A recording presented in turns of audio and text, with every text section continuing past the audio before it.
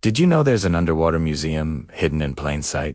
A place where time has literally stood still for centuries? Welcome to the Baltic Sea, the world's most incredible graveyard of ships. It's estimated that between 10,000 and 100,000 shipwrecks lie on its floor.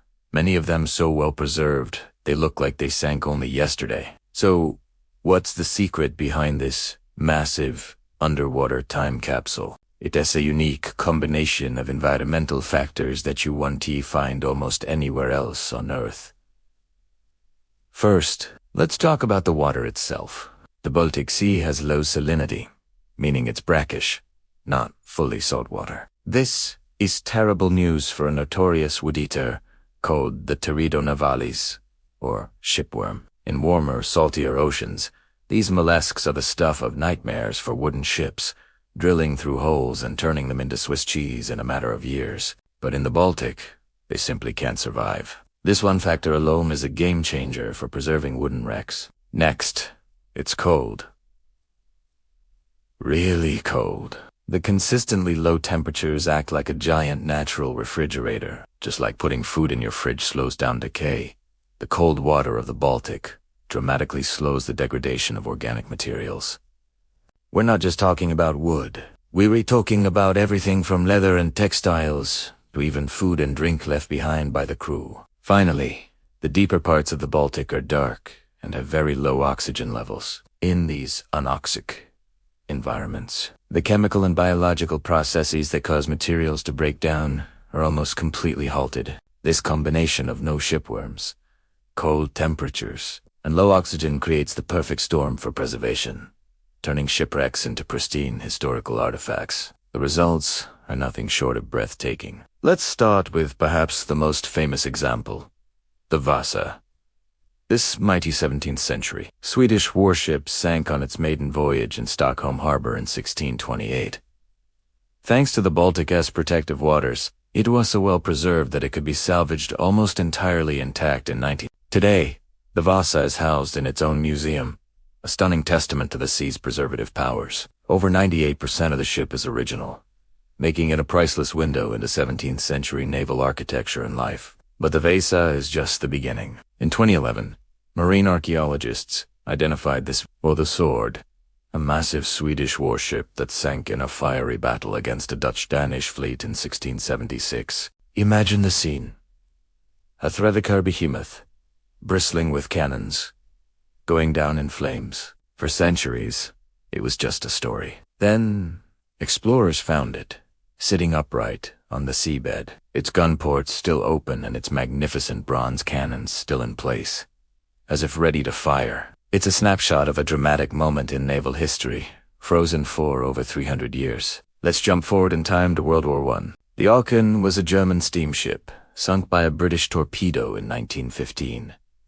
When divers explored the wreck, they were astounded. It wasn't just a rusted hulk. They found cabins with furniture still in place, dishes neatly stacked in cupboards, and even a key still hanging in a cabin door. It's so well preserved, you feel like you could swim inside and the crew had just stepped out for a moment. It offers a hauntingly personal look into life aboard a vessel just before disaster struck. The preservation isn't limited to warships or modern vessels. In 2020, during a survey of the Trave River in Germany, which flows into the Baltic, researchers found something extraordinary.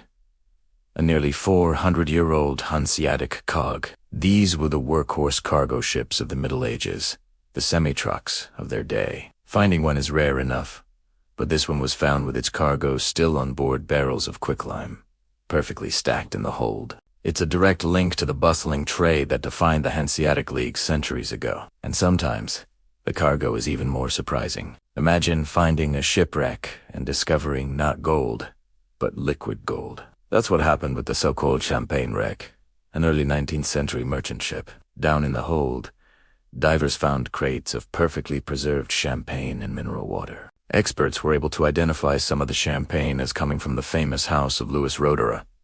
And yes, they tasted it. The bottles had been kept in perfect cellar conditions, cold, dark, and under pressure for 2 centuries. The champagne was described as sweet, smoky, and with a hint of leather. It's probably the oldest drinkable wine ever discovered. Going even further back, we have the Gripshunden, a Danish warship that sank in 1495 while carrying King Hans of Denmark. This wreck is considered one of the best preserved late medieval ships in the world. It's a contemporary of Christopher Columbus's ships, offering unparalleled insight into the age of discovery. One of the most incredible artifacts recovered was the ship's figurehead, a terrifying, dragon-like sea monster, designed to strike fear into the hearts of enemies. Finding something so artistic and symbolic from that era, preserved in wood, is exceptionally rare. But this incredible underwater heritage is under threat. As amazing as the Baltic's natural preservation is, it's not invincible. Illegal looting and salvage operations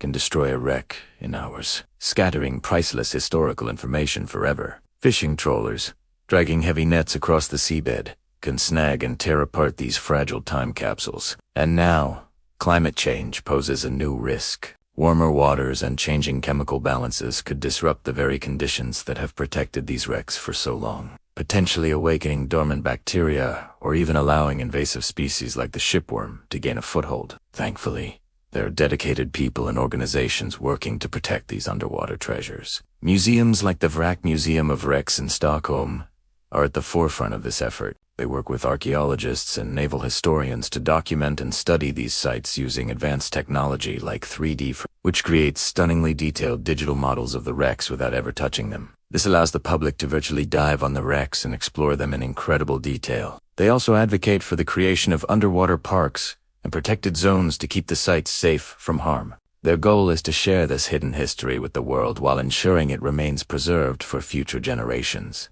The Baltic Sea is more than just a body of water. It's a library of human history, with stories of trade, exploration, conflict, and daily life written in the timbers of sunken ships. Each wreck is a chapter waiting to be read, a puzzle waiting to be solved. From Viking longships to World War II submarines, the secrets held in the cold, dark depths are a reminder of our deep and enduring connection to the sea. The ongoing work to explore and protect them isn't just about raising old ships. It's about raising our understanding of the past and preserving our shared maritime heritage. Thanks for joining us on this deep dive into the Underwater Museum of the Baltic Sea. If you found this as fascinating as we did, be sure to hit that like button, subscribe, and ring the bell so you don't miss our next adventure into the hidden corners of history. See you next time.